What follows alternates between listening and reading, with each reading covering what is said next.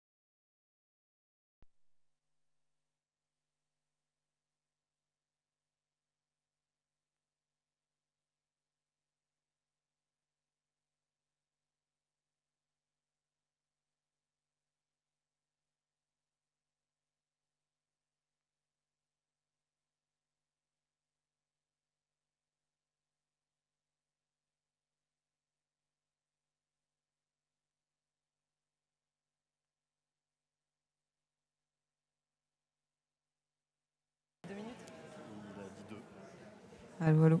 Allô. Ça y est, ça y est, ça y est. On revient parmi nous. Alors, est-ce que ceux qui pensaient qu'on était en démocratie ont changé d'avis? Non, pas encore. Donc ça, c'est l'objectif dans 45 minutes. Est-ce que tu voulais quoi? Un ou deux arguments sur pourquoi on est en démocratie? Les deux, ouais. Pourquoi on est en démocratie et pourquoi on ne le serait pas? Alors, le plus simple, c'est que je pense que personne a prévu le micro parce qu'on n'avait pas dit, donc j'arrive. Qui veut nous donner un ou deux arguments sur le fait qu'on soit en démocratie ou pas? Ah, super, merci.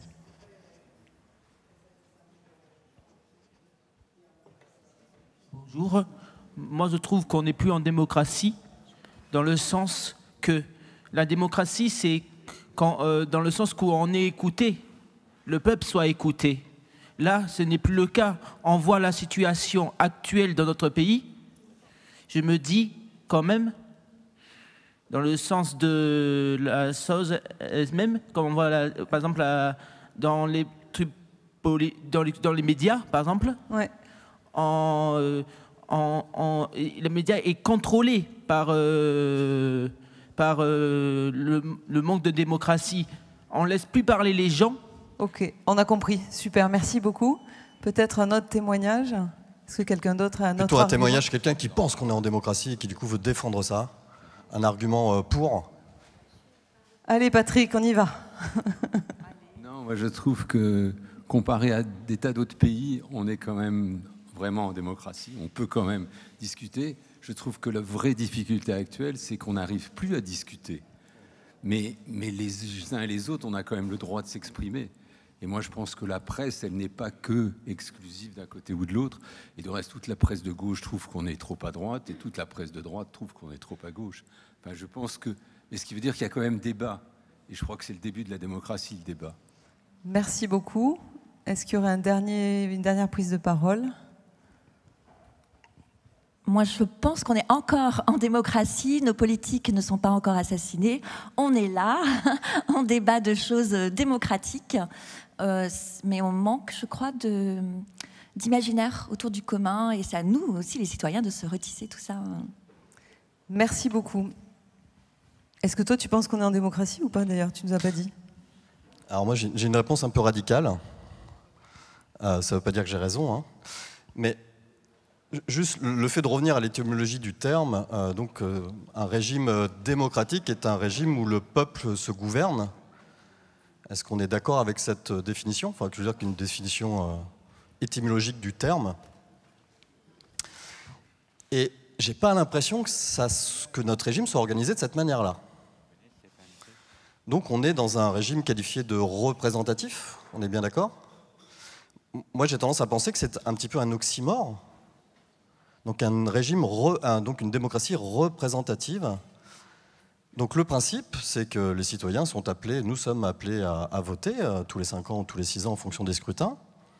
Et le système consiste à déléguer son pouvoir pendant le temps d'une mandature à des représentants.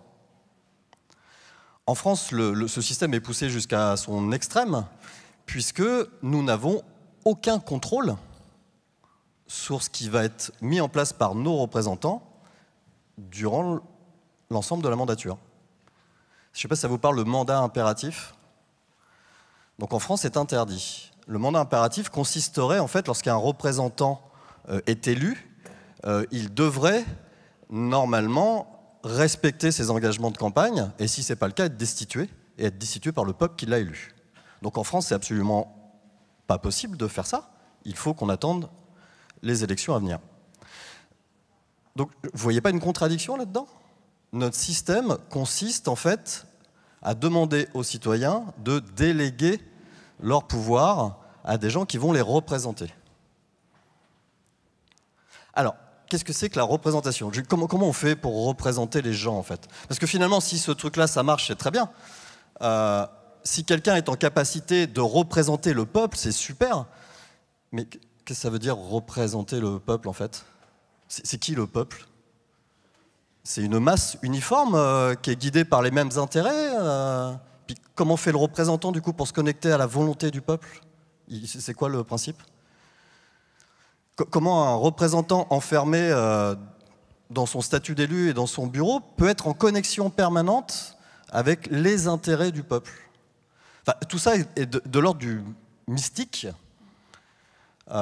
C'est comme si, il faudrait demander, du coup, je ne sais pas s'il y a des élus, si je sais qu'il y a une élue ou une ancienne élue dans la salle, il y en a peut-être d'autres. Est-ce qu'il s'est passé quelque chose le lendemain de ton élection? Est-ce que d'un seul coup, tu as eu une espèce d'éclairage divin, enfin quelque chose qui s'est passé, multiplication de neurones, enfin là, et du coup tu t'es senti connecté aux intérêts de ta communauté, quoi. Donc il y a quelque chose de fou dans cette histoire qu'on nous raconte en fait. Pour travailler pour l'intérêt général, il faut se connecter aux intérêts des gens, aux intérêts particuliers des gens. Il n'y a que comme ça qu'on peut essayer de fabriquer l'intérêt général. Et je ne crois pas que ça puisse se fabriquer seul, enfermé dans son individualisme. Enfin, je ne vois pas comment un bonhomme, une bonne femme pourrait représenter le peuple de cette manière-là.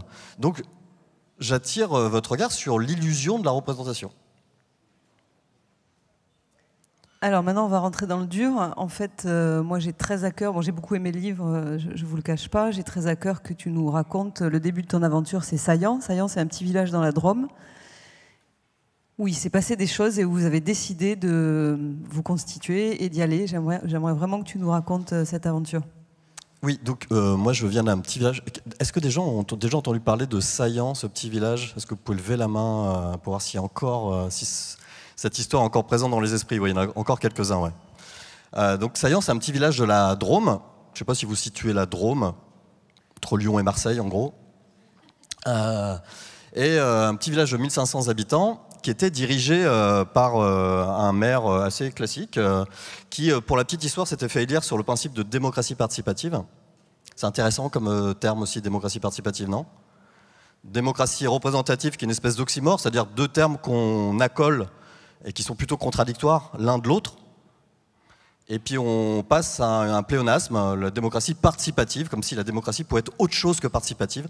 Enfin, voilà, il y a des espèces de confusion de langage, il y a des qualificatifs qui sont un peu étranges. Et maintenant on parle beaucoup de démocratie libérale pour s'extraire de gens comme Trump, etc., qui du coup, voilà, tout ça pose un problème conceptuel.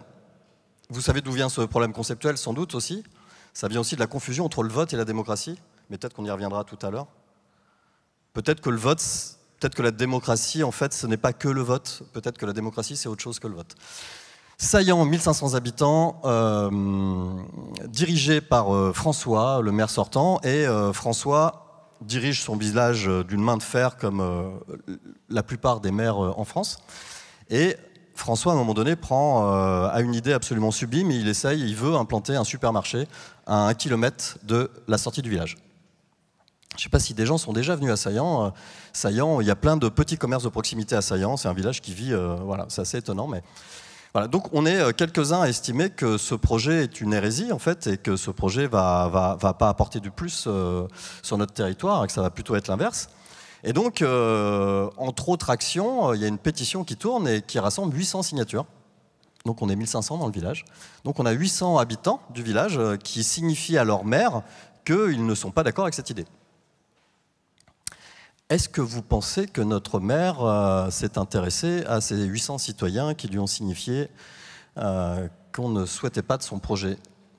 Donc, évidemment non.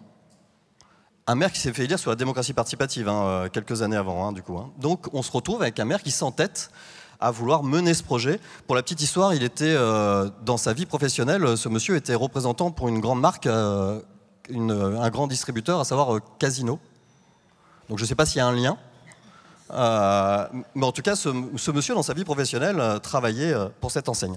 Donc c'était effectivement un casino qui devait s'implanter à l'extérieur du village. C'est sans doute une coïncidence. Voilà.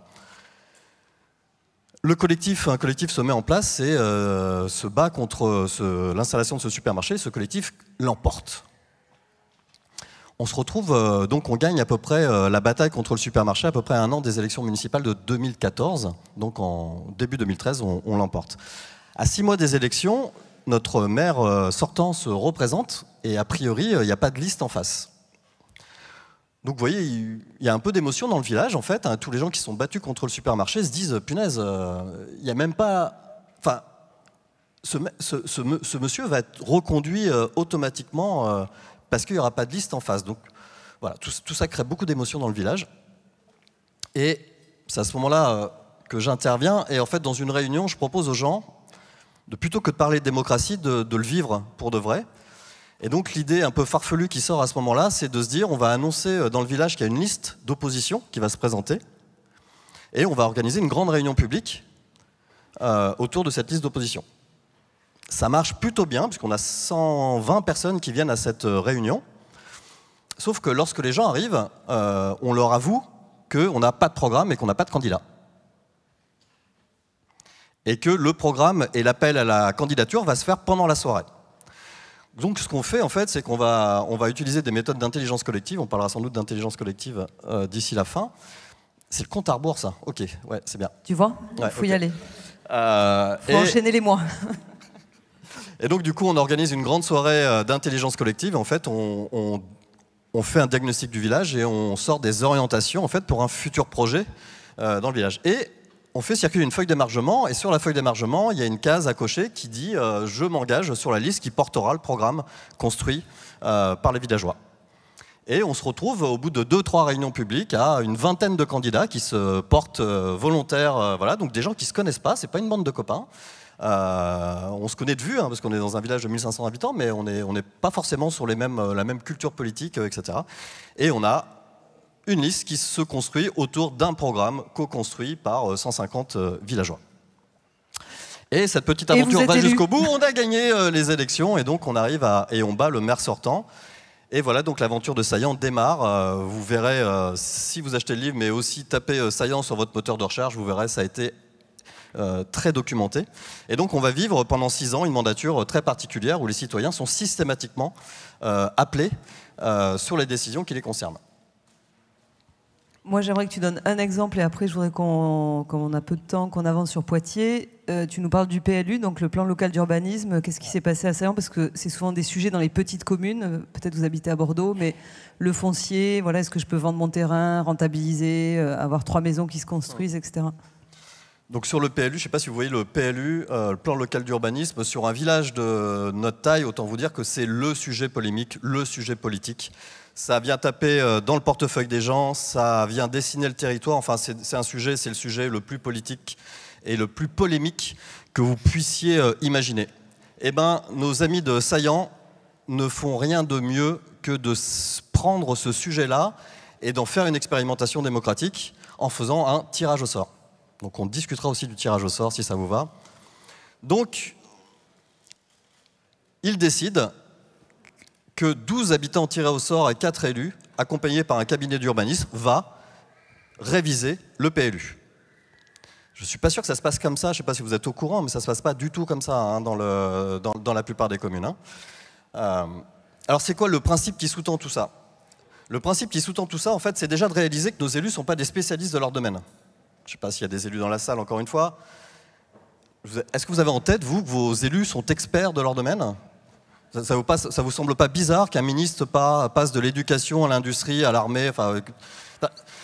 Nos élus, ce qu'on leur demande, c'est pas de maîtriser leur sujet, d'être experts de leur sujet. Ce qu'on leur demande, c'est de dessiner l'intérêt général. Et en fait, comme ils ne maîtrisent pas leur sujet, on leur propose, du coup, on leur met à disposition, on les met en contact d'experts pour les nourrir sur le sujet. Voilà, c'est ce qu'on fait sur le PLU, en fait. Donc, lorsqu'on fait un PLU, il y a toujours un cabinet d'urbanisme qui est là pour accompagner les élus, parce que les élus ne sont pas des urbanistes. Et bien, nous, on se dit tout simplement que les citoyens sont dans la même situation.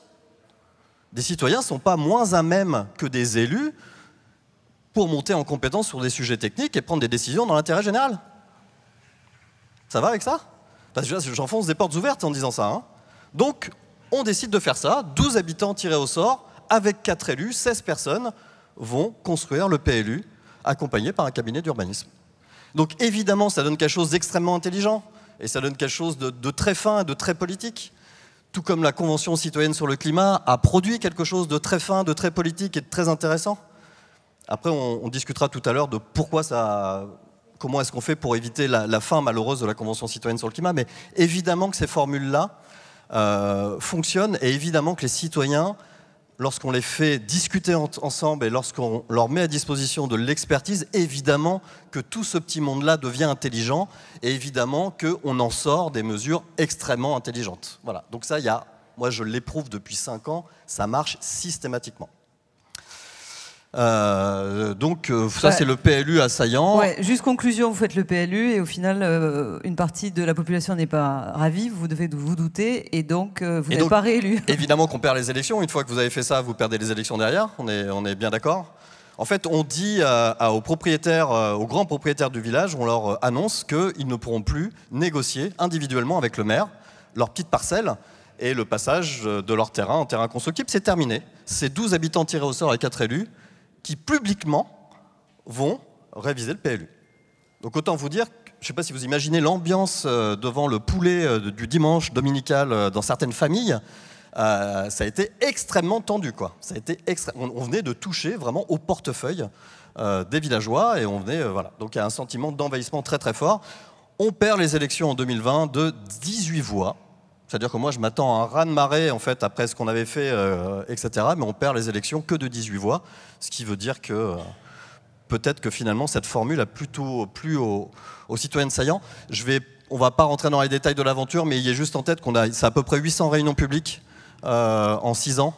Et c'est tous les sujets de la mandature qui sont mis sur la table, et en particulier les sujets structurants et les sujets importants qui sont travaillés de cette manière-là avec des citoyens pendant toute la mandature. Donc après, tu sillonnes la France, tu racontes cette aventure et tu accompagnes un certain nombre de listes citoyennes un peu partout. Et j'aimerais que tu nous parles de l'exemple de Poitiers, qui me semble un des exemples les plus intéressants, dont tu parles aussi dans le livre. Donc moi, entre 2014 et 2020, je vais accompagner à peu près 200 listes participatives. Alors ce qu'on entend par liste participative, c'est des listes qui estiment qu'on n'est pas en démocratie et qu'il y a une urgence à mettre en place des dispositifs de participation réels, à savoir d'inviter les citoyens à la table des décisions sur les sujets importants. A contrario de la démocratie participative qui ne fait qu'inviter des citoyens sur des sous-sujets seulement pour les consulter et jamais pour décider. Voilà, c'est un peu le principe. Et j'ai la chance, parce que je ne sais pas si Poitiers, ça vous parle, ville de 90 000 habitants, on n'est plus sur le format d'un village de 1500 habitants, hein, on est sur un...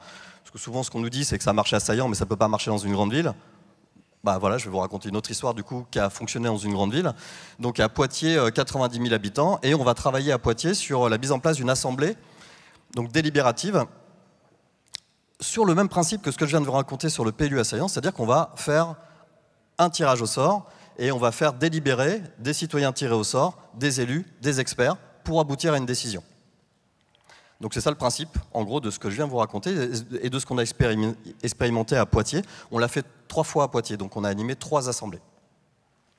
Donc le principe est simple, le principe c'est de considérer qu'en démocratie, la démocratie se fonde sur un principe d'égalité politique.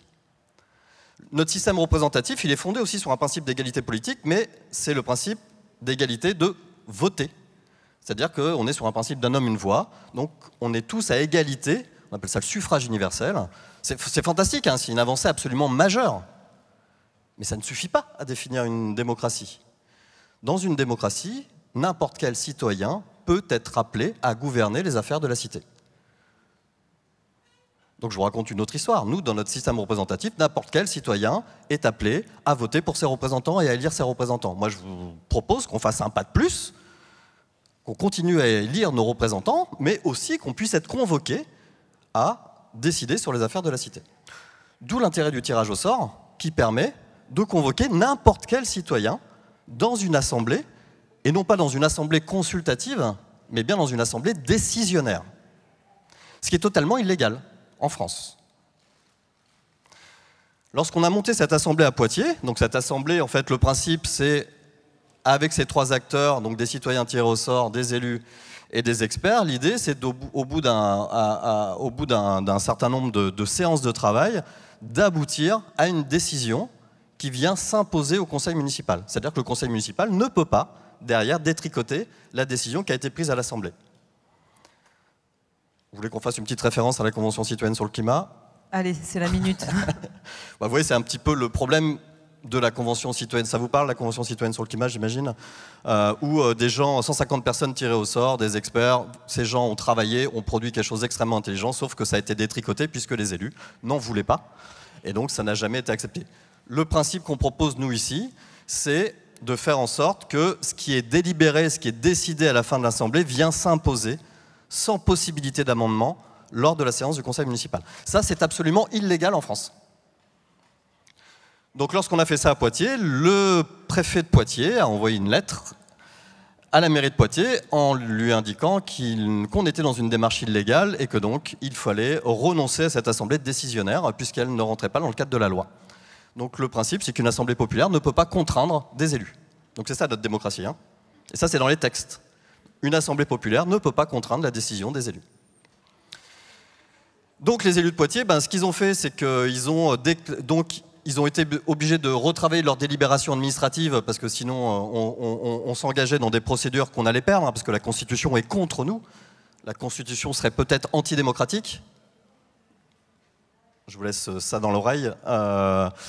Et en tout cas, on allait perdre. Donc ce qu'ils ont fait, c'est qu'ils ont déclaré officiellement que l'Assemblée était consultative, mais ils ont déclaré dans la presse aussi, en s'adressant à monsieur le préfet, que l'Assemblée resterait décisionnaire. Donc le bras de fer a été tenu par les élus de Poitiers en assumant le fait de mener une expérimentation qui soit illégale. En tout cas, ils ont assumé le fait d'être dans une forme de désobéissance civile en assumant le fait que cette Assemblée prendrait une décision qui viendrait s'imposer au Conseil municipal. Et c'est ce qu'on a fait à 3 reprises à Poitiers. On a pris 3 décisions qui sont venues s'imposer au Conseil municipal de cette manière. Peut-être tu peux nous donner un exemple concret d'une des 3 décisions pour qu'on puisse voir comment ça se matérialise dans la vie de la cité. Du coup, on a travaillé sur 3 sujets. Le premier sujet nous a surpris puisque l'un des principes de l'Assemblée tel qu'on les mène ici, c'est qu'on met aussi en jeu l'interpellation citoyenne. Ça, c'est pareil. La Constitution ne reconnaît pas l'interpellation citoyenne. Donc l'interpellation citoyenne, c'est la capacité qui est donnée aux citoyens de mettre à l'agenda municipal des sujets. Les citoyens se réunissent et disent « pour nous, il est important que la municipalité, que le conseil municipal s'attaque à ce sujet-là ». En France, ça n'est pas possible. Donc c'est pareil, nous avec nos assemblées, on va considérer que la première étape, c'est l'interpellation citoyenne, c'est-à-dire que ce sont des citoyens qui vont dire à la ville quels sont les sujets structurants sur lesquels ils souhaiteraient que l'Assemblée travaille, délibère et prenne une décision. Donc la première étape, c'est ça. Et donc le premier sujet qu'on a eu, c'est l'insécurité dans l'espace public. Dans une mairie gauche écolo, si vous voulez, c'était pas tout à fait le sujet sur lequel on s'attendait à tomber. Puis à la fois, c'était une bonne nouvelle. Et donc on a travaillé. Donc vous imaginez avec une assemblée très diverse pour le coup, avec des gens qui ne défendaient pas du tout les mêmes choses et les mêmes valeurs. Et voilà, donc on a avancé bonnement là-dessus. On va pas avoir le temps de parler d'intelligence, c'est beaucoup trop court, 45 minutes. Mais en gros, on se retrouve dans une assemblée avec des gens qui n'ont pas le même point de vue, qui ont des intérêts différents, des opinions différentes. Et avec cette assemblée, on va mener le pari dingue qu'on va réussir à peu près, bon an, mal an, à se mettre d'accord à la fin du processus. Et ça s'appelle l'intelligence collective. Donc ça nécessite des méthodes d'animation, ça nécessite un animateur, moi je suis surtout un animateur, et de conduire la délibération, les débats avec des gens qui ne défendent pas des points de vue, qui ne défendent pas les mêmes points de vue. Est-ce qu'on peut se mettre d'accord que l'intérêt général, ça ne peut pas être juste la somme des intérêts particuliers? Ça vous parle, ça? Il ne suffit pas d'additionner des opinions en fait, pour aboutir à... On est tous d'accord avec ça, mais sauf que notre système fonctionne là-dessus, messieurs, dames. Le vote, le suffrage universel, consiste à additionner des votes, des points de vue, et de prendre la majorité. Lorsqu'on fait ça, on n'a pas l'intérêt général. Lorsqu'on fait ça, on a l'intérêt de la majorité. Et l'intérêt de la majorité n'a pas grand-chose à voir avec l'intérêt général. Qu'est-ce qu'on fait des minorités dans ce système-là? On parle de système de domination, et je crois que c'est présenté un peu comme ça dans le livret. On va parler aussi de système de domination. La démocratie ne peut être qu'un système qui essaye de résoudre les problématiques de domination. Lorsque vous faites du vote majoritaire, vous ne résolvez en rien les problèmes de domination, puisque vous opprimez, quelque part, la minorité. Un système qui fonctionne sur le vote majoritaire, c'est une forme de tyrannie de la majorité sur la minorité. Je ne sais pas si vous êtes... C'est OK avec ça? La minorité doit avoir la possibilité de défendre des arguments et potentiellement de faire changer d'avis les gens avec lesquels ils discutent. Donc le principe de l'Assemblée, c'est un peu celui-là. On va mettre en place dans l'Assemblée des gens qui n'ont pas le même point de vue sur un sujet. On va leur demander de discuter, d'échanger, de délibérer. On va amener des éclairages d'experts qui ne pensent pas la même chose eux non plus, donc pour amener différentes manières de prendre le sujet. Et c'est dans ce processus-là que les gens vont évoluer. Ce qu'il faut dire, c'est que les élus doivent être là, parce que sinon ça ne fonctionne pas.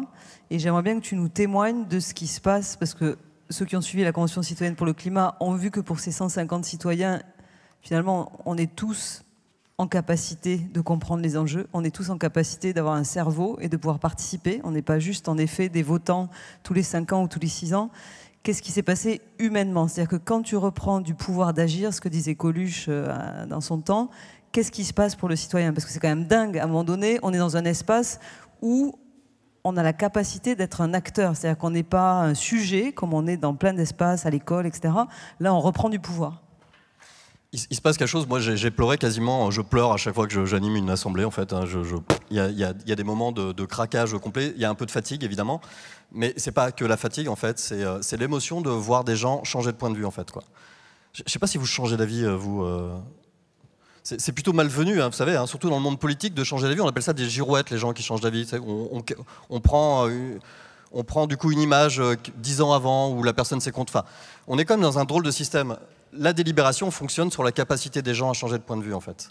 Et c'est cette magie-là qui opère dans les assemblées délibératives, c'est-à-dire qu'en échangeant avec quelqu'un, en entendant les arguments de l'autre, en entendant les intérêts de l'autre, en entendant ce que la personne vit dans sa vie quotidienne sur le sujet sur lequel on est en train de délibérer, et ben potentiellement je vais être touché, je vais entendre un autre point de vue et je vais modifier mon opinion sur le sujet. Et ben c'est ça qui se passe dans ces séances d'assemblée populaire. Les gens finissent par modifier leur point de vue. Donc c'est pas une bataille entre des gens qui sont arc-boutés sur une position, c'est des gens qui acceptent, pas qui acceptent. On les contraint avec les méthodes et avec l'animation. On met en place des processus qui les amènent, non pas à réagir sur le point de vue qui est exprimé, mais à essayer de comprendre ce qui est dit en face. Eh bien, il y a quelque chose de magique qui s'opère à ce moment-là, c'est qu'à la fin de la délibération, il y a une couleur qui apparaît. Le groupe va se mettre plus ou moins d'accord sur un point de vue, sur une opinion. Et ben moi, j'ai l'impression que ça ressemble à l'intérêt général. En tout cas, pour moi, c'est ce truc-là qui ressemble plus à ce qu'on pourrait nommer l'intérêt général. Donc tout ça, ça vient rebattre pas mal de cartes, en fait. Est-ce que l'expertise, c'est la vérité? Est-ce que l'expertise, c'est l'intérêt général? Moi, je ne pense pas. Sinon, on n'aurait pas besoin d'élus, vous voyez. On n'aurait pas besoin de délibérer. Il suffirait de mettre des experts qui nous disent comment réagir. Je pense que l'expertise vient éclairer les débats, vient éclairer la délibération. Et l'intérêt général, c'est encore autre chose. Eh ben, il se trouve que l'intelligence collective et l'animation de l'intelligence collective permet de produire ce truc un peu magique où, à un moment donné, un groupe qui a des opinions très différentes au démarrage de la délibération arrive à s'aligner sur quelque chose. Et ce truc-là, ouais, effectivement, moi, ça me provoque de l'émotion. J'espère que vous aurez l'occasion de vivre ce genre de moment, mais voilà, il se passe quelque chose d'assez étonnant à ce moment-là. Et vous voyez une assemblée qui, du coup est aussi en émotion aussi et finit par s'accorder sur un point de vue qui est assez différent des points de vue initiaux, quoi. Avant de vous passer la parole, on prendra quelques questions. Vous pouvez applaudir Tristan hein, si vous trouvez que c'est chouette.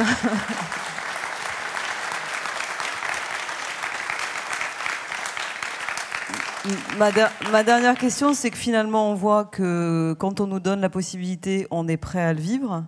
Malheureusement, ça n'est pas encore ce que la majorité des Français vit. C'est quoi la suite, en fait? Là, on a les municipales qui arrivent dans 6 mois. Il semblerait qu'il y ait moins de listes citoyennes. Il semblerait qu'il y ait moins de personnes qui veulent y aller. Voilà, quel est ton ciel du matin sur ce sujet? Moi, j'ai longtemps pensé qu'en installant des gentils citoyens à la place des méchants élus, ça allait transformer le système, en fait. Voilà, j'avais cette naïveté-là, puis du coup, c'était assez simple, hein, il y avait les méchants et les gentils. Sauf que je m'aperçois bien que on compte à peu près 150-200 communes qui ont mis entre 2020 et 2026 en œuvre des expériences démocratiques. Je vois bien que c'est compliqué et qu'il ne suffit pas de changer les méchants par les gentils ou les gentils par les méchants. Enfin, ça suffit pas, cette histoire. Donc moi, mon message et ce que j'aurais envie de vous proposer, moi en tout cas c'est là-dessus que je vais travailler sur les années qui viennent, c'est d'essayer de contraindre les exécutifs à mettre en place des assemblées délibératives populaires sur les sujets impactants dans vos communes. Donc je vous appelle, vous habitez dans une commune, à aller voir votre maire et lui dire sur ce sujet-là, sur ces sujets-là, mets en place une assemblée populaire, tu n'es pas légitime à prendre une décision à notre place. On n'est pas obligé de lui dire de manière aussi directe. Non. Mais et on surtout, peut. sans violence, évidemment, sans aucune violence, évidemment. Il ne s'agit pas de bouter les élus, machin. L'engagement est absolument incroyable. Moi, je suis très admiratif devant l'engagement des élus, mais je crois qu'il va falloir les aider pour qu'ils comprennent que la démocratie, c'est autre chose et que leur pensée enfermée seule dans leur entre-soi n'a strictement rien à voir avec l'intérêt général et qu'il faut arrêter avec ces bêtises-là. Juste peut-être dire que je ne vous l'ai pas suffisamment dit tout à l'heure, la grande différence entre la Convention citoyenne sur le climat et les assemblées dont je vous parle, c'est la place des élus. Les élus sont dans nos assemblées. Les experts sont dans nos assemblées.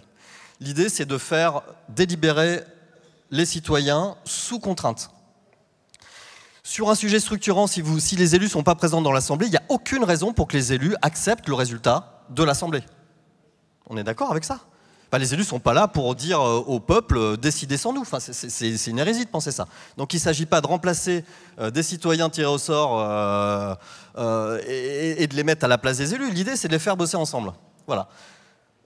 Donc peut-être un petit indicateur pour voir si vous avez une démarche démocratique sincère. Regardez si dans l'Assemblée il y a des élus ou pas. Si les élus ne sont pas dans l'Assemblée, c'est qu'a priori on va rester sur un système consultatif et que ça n'ira pas jusqu'à la décision.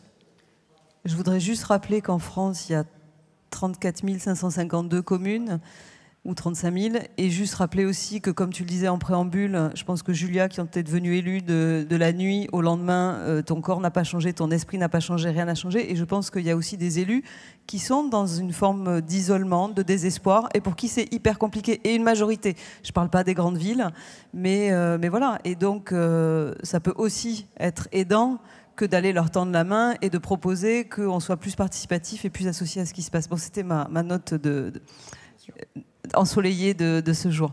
Alors, on va prendre, il nous reste quelques minutes, on va prendre peut-être une ou deux questions. Si vous pouvez être synthétique, il nous reste 7 minutes 08 pour être précise. Oui, bonjour, ça sera très court parce que Poitiers m'intéresse. J'avais découvert ce qu'ils avaient fait. C'est une femme, non, j'en crois en plus, qui est mère. Enfin bon, on ne va pas faire du féminisme, là, on en fait assez ailleurs. Où c'est qu'ils en sont alors parce que c'est vachement intéressant, ouais, ce qu'ils font. Et puis c'est pas loin de chez nous et on pourrait prendre des contacts avec eux. Où est-ce qu'ils en sont donc c'est effectivement une mère écolo qui est à la tête de la ville de Poitiers et du coup l'équipe va se représenter. Voilà, donc il faut peut-être envoyer un appel national, en tout cas pour les Poitevins, pour qu'ils continuent à voter pour cette liste qui a fait de bien belles choses pendant la mandature. Ouais. Ouais. Mais dans les assemblées dont vous parlez, il semble qu'il y a un outil essentiel qui est les outils de l'intelligence collective. Et ça s'invente pas non plus. Donc, soit on fait appel à des experts tels que vous ou d'autres, mais ça a aussi un coût, enfin, et il faut l'introduire dans cette mode de pensée un peu différent. Enfin. Oui, je vais pas... Évidemment que l'intelligence collective, ça se devine pas et qu'il faut à un moment donné se former à ça. La bonne nouvelle, c'est que moi j'ai accompagné 200 listes entre 2014 et 2020, et c'est des accompagnements de 2 jours que je proposais. Et franchement, au bout de 2 jours, alors soit je suis un formateur absolument exceptionnel, ce qui est peut-être le cas, merci. C'est très très accessible en fait. Hein. Il y a des principes de base, mais déjà rien que le fait de poser un animateur, en fait, ce tiers qui va organiser les débats et qui va construire tout le processus de délibération, rien que ce personnage-là, c'est un personnage clé. Hein. Vous savez qu'on ne peut pas, dans notre démocratie, qui anime les conseils municipaux ? C'est le maire. Okay ? Donc c'est-à-dire qu'on file le pouvoir de décider, le pouvoir de conduire la discussion à la même personne. C'est pas très malin quand vous voulez faire de la démocratie, hein, du coup. Hein. Évidemment que celui qui a le pouvoir de décider n'a pas le pouvoir de conduire la délibération. Enfin, c'est une absurdité de faire ça, en fait. Voilà. Donc rien que d'installer un tiers animateur dans vos collectifs, ça peut marcher aussi chez vous en famille. Hein. La démocratie, c'est pas que dans nos communes et au niveau de l'État, c'est aussi dans nos associations, dans nos entreprises, et pourquoi pas pour le choix de vos futures vacances. Voilà. N'hésitez pas, je peux aussi intervenir dans votre famille pour vous aider à délibérer sur la destination. Et sur les problèmes de couple aussi, tu peux agir ou... Ouais. Est-ce qu'il y a encore une question? Une question? Oui. Alors, qui a changé d'avis? Parce qu'au début, on a posé la question de savoir qui pensait qu'on était en démocratie et qui pensait qu'on n'était pas en démocratie.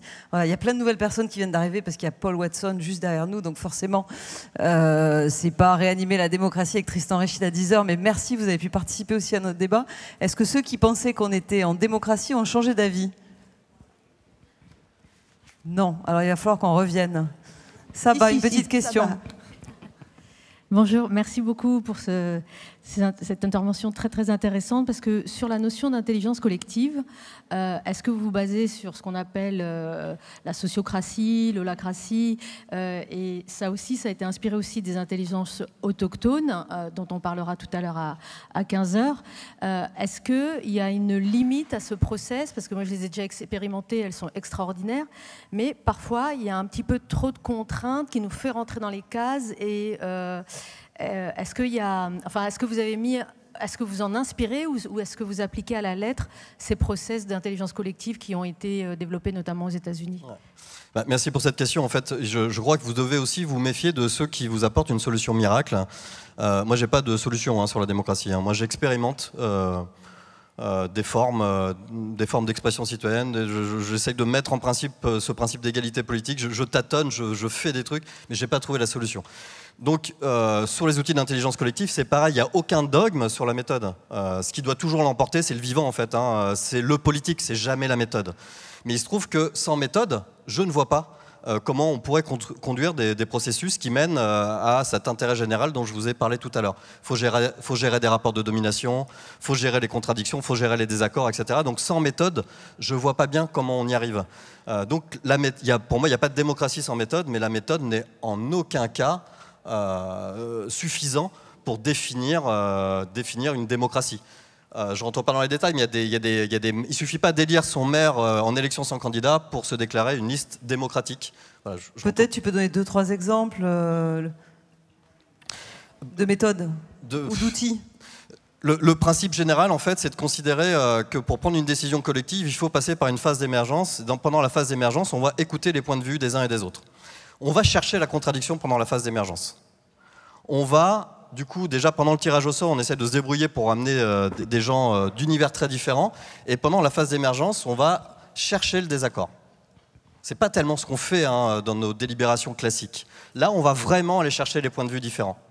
Et sur la base de ces points de vue différents, on va ensuite fabriquer ce qu'on appelle une proposition martyre, proposition qui s'inspire un petit peu de tout ce qui a été dit. Et ensuite, on va fonctionner sous forme d'objection pour aboutir à une solution sur laquelle plus personne n'a d'objection. L'idée, c'est pas d'aboutir à une solution sur laquelle tout le monde est d'accord, parce que ça, on n'y arrivera jamais à se mettre tous d'accord autour d'une solution. On aboutit à une solution sur laquelle plus personne ne dit non. Je suis obligé de le faire en hyper rapide, je suis désolé. Allez voir le bouquin ou allez taper gestion par consentement, sociocratie sur vos moteurs de recherche et vous aurez tout ça. Et là, on a une sublime manière de prendre des décisions aussi qui ne sont pas basées ni sur l'autorité, ni sur la majorité, ni sur le consensus, mais sur ce qu'on appelle le consentement, qui n'a pas grand-chose à voir avec la notion de consentement qu'on utilise à d'autres endroits. Juste peut-être pour compléter, le tirage au sort expliquait à Arles que c'est pas sur les listes électorales, c'est pas les gens qui sont inscrits sur les listes, c'est le plan cadastral, ce qui élargit quand même aussi les possibles.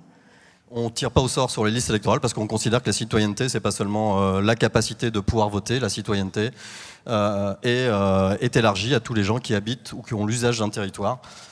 Donc voilà, donc nous on va chercher effectivement des citoyens au-delà des listes électorales. Merci Tristan, c'était absolument super passionnant.